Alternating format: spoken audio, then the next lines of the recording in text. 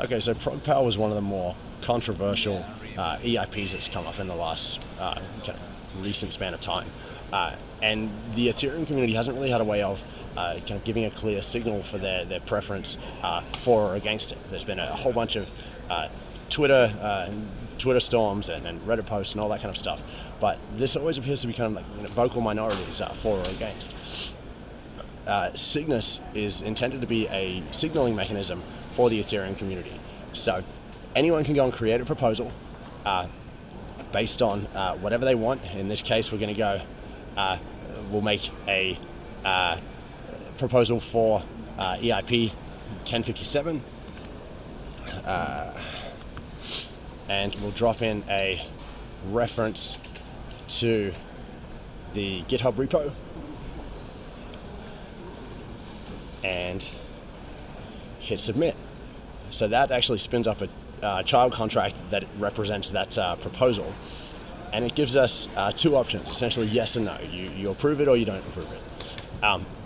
If we jump over to our block explorer, we should be able to see this transaction going through, creating that new contract. That looks like us right there. And then anyone can now go ahead and submit a vote. Or submit a signal, I should say. And the signal here is essentially you send as much ether as you want to yes or no, and then we interpret that quadratically. So 1 ether is 1 vote. If you want 2 votes, it costs you 4 ether. If you want 3 votes, it costs you 9 ether, and so on and so forth. So for the time being, I'll just drop in 1 ether, go ahead and make the transaction. And we've deliberately done this so that all you need to do is actually send ether. You're not making any contract calls, trying to make it as simple as possible for people to interact with it.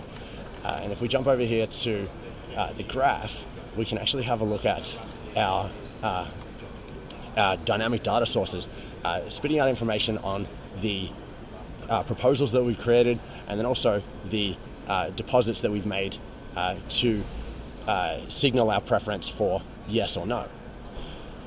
And that's essentially it. Again, we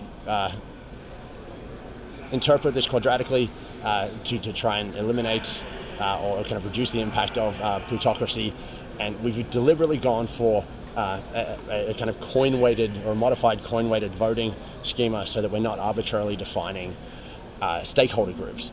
Anyone in the Ethereum community, or really anyone at all, can kind of self-identify as a community member by just voting or just sending their signal. And that's it.